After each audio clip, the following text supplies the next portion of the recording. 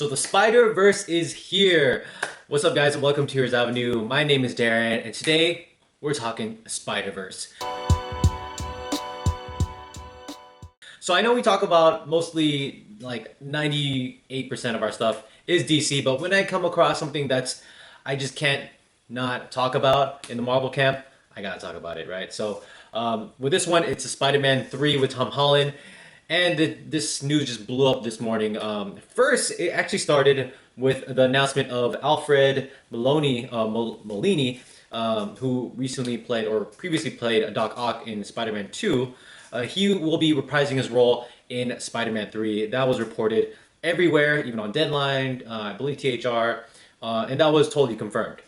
And then a little bit after, a few hours after that, Collider they released an article saying that Andrew Garfield is in Spider-Man 3, Kirsten Dunst is in Spider-Man 3, and Tobey Maguire and Emma Stone is currently in the process of signing on to Spider-Man 3 as well. And this news just blew up. Everyone's talking about it. Unfortunately, Deadline hasn't talked about this yet. They haven't fully confirmed it. I'm assuming once Toby signs on, then they're gonna release the article. But it looks to be pretty legit. If this is fake, then if this is one of those fake scripts that Marvel likes to send out to the public or to the media to kind of throw us off, that must be a wicked fake script, and you're getting our hopes up for nothing, I guess. And if this is one of your fake scripts, then the real script should be astronomically better than what you're giving us right now. But I want to believe, and I believe this is real at this point. I didn't think at first when this was was rumored back in the fall, how like Spider-Man 3 was like super rumored. I didn't think it was going to be real because I knew they were going to the production, and I knew they were going to start filming, and it just didn't make sense on how they could film while still trying to get all these actors involved, or maybe like if Tobey Maguire still, especially right now, since Tobey hasn't signed on yet, why are they still filming? There has to be a script that's set in place for Tobey's character to play as Peter Parker. So it just didn't make sense to me. But I'm guessing they probably have certain plans in place in case Tobey Maguire doesn't sign on, and certain actors, say if Tobey Maguire doesn't sign on, I'm assuming Andrew Garfield and everyone else from previous films are going to be in the film as well. So I'm really curious on how what kind of story that's in place for if Tobey doesn't sign on, or if he already did. Who knows? Maybe we just can't confirm it right now. So the question is, why Tobey Maguire? Why is he waiting so long to sign? My guess is that most likely he doesn't want to just be a cameo, right? He doesn't want to just show up and leave.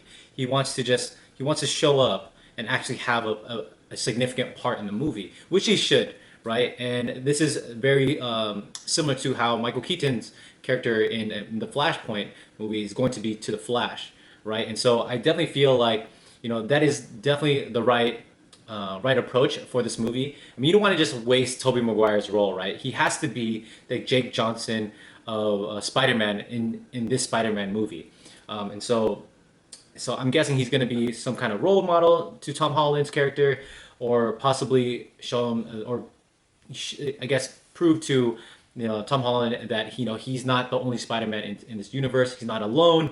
We have your back, or we understand the difficulties and the burden being Spider-Man is, because we all went through it. So it's possible that Tobey Maguire could have this certain approach, just like Jake Johnson in the Spider-Verse movie had with Miles Morales. And so I think waiting on Tobey is the right approach, and I think what Tobey Maguire is doing is smart, because he probably just doesn't want to just put the mask on and that's it. Like, he has to take off the mask. We have to see him without it. And so yeah. So a lot of questions in the air, but I'm pretty stoked about this because I love Spider-Man Into the Spider-Verse. I mean, if you are a hardcore DC fan and you totally hate Marvel, you have to say that, I guess you can't deny that Spider-Verse is an awesome animated film. Obviously, if this is real, Spider-Verse is that fireball that really caught Kevin Feige's eye, and made him make the decisions to make this Spider-Verse and make the multiverse, because we all knew that this was the direction that Marvel's going to take, as well as DC eventually, and it was only a matter of time for Kevin Feige to make that decision. And I think starting it with Spider-Man is the perfect opportunity.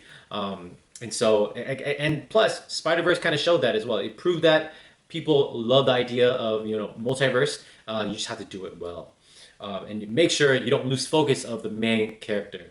Because it looks like already, I mean, we got Jamie Foxx reprising his role as Electro, and then you got J.K. Simmons coming back. I mean, he's not like a villain or anything, but it looks like all the previous villains are going to come back and form a Sinister Six with Tom Holland's villains as well.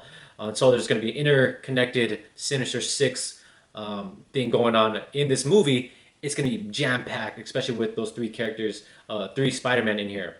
And I'm hearing from what I've heard from Grace Randolph's video is that Andrew Garfield and Tobey Maguire's characters are going to come in the third act. So we'll definitely have a lot of time with Tom Holland and Zendaya and possibly his friends as well in the first and second act. And then once third act hits, boom, it's going to be epic. And so it's a lot to digest, and I'm so excited. Personally, Spider-Man 2 is my favorite Spider-Man movie of all time. I haven't watched that movie in a long time, but from what I remember, I purely loved it. Even though I love, Tom Holland's Homecoming and Far From Home, Spider-Man 2 has a special place in my heart. Just like the Michael Keaton Batman movie. So I definitely feel like it was the right choice to bring Alfred Molina back as Doc Ock. So it's going to be awesome. So what does this mean? It means that Marvel is definitely moving towards, being bigger, being more extravagant, being more epic, trying to think outside the lines. Because now, with Infinity War and Endgame, they were super successful. They made history with that movie, right? And so they're trying to be bigger, and the best way to do that is to introduce the Spider-Verse in Spider-Man 3.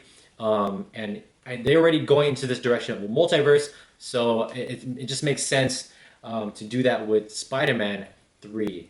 Next month, WandaVision is going to begin the multiverse and kind of explore that universe with the public, kind of introduce them to the idea of it. And then we're going to get Spider-Man 3 in December 2021, and then we're going to get Multiverse of Madness in Doctor Strange movie in March 2022. It's going to be huge, right? Of course, it's going to allow us to introduce more characters in there, and hopefully, we get Miles Morales as the next Spider-Man. It'll be dope. I think, how can you not introduce Miles Morales at this point, especially if they're going to open the multiverse?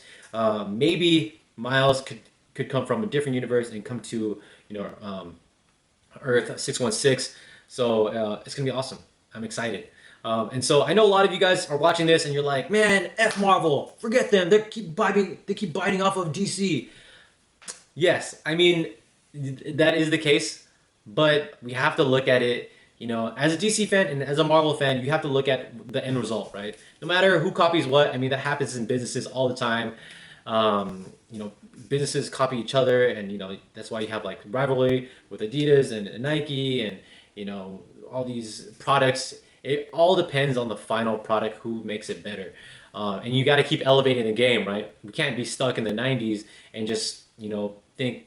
Imagine if all superhero movies look like the Joel Schumacher movies, right?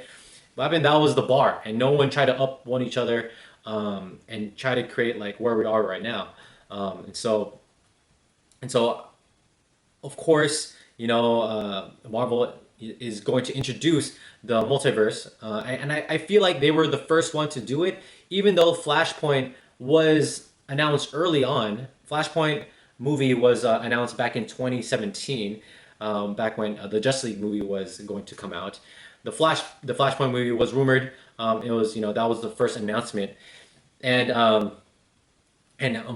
unfortunately that movie just kept getting pushed back, right? And we never saw a day of light of that movie until it comes out in 2022, if that. And then the next year, 2018, we got the Spider-Man Into the Spiderverse. So it just the timing is just so perfect, and it's so coincidental, right? And I feel like Obviously, the writers were working on Spider-Man Into the Spider-Verse in 2017, so they wouldn't have known that DC was planning to do this whole multiverse in the Flash movie. And so they got it. Marvel's got theirs out there first. Unfortunately, once the Flash movie does come out in 2022, Marvel will be completely done with the multiverse with Doctor Strange: A Multiverse of Madness, March 2022. And who knows what the Flash movie is, where it is right now, because there's so much drama with Ezra Miller's other movie with Fantastic Beast, that they're saying that may get pushed back, which would cause the Flash movie to get pushed back as well. So there's a lot of drama with DC. We all know that. Unfortunately, it looks like Marvel is going to beat them to the punch with multiverse. I mean, they already introduced the name of multiverse in Far From Home. So yeah, a lot to think about, a lot to digest. What do you guys think about this? How do you guys feel about this Spider-Man 3 movie? Do you guys like the idea of the Spiderverse with Tobey and Andrew Garfield returning as their Peter Parker counterparts? Let me know in the comments below. Like this video, subscribe to our channel, and I'll see you guys again. Bye.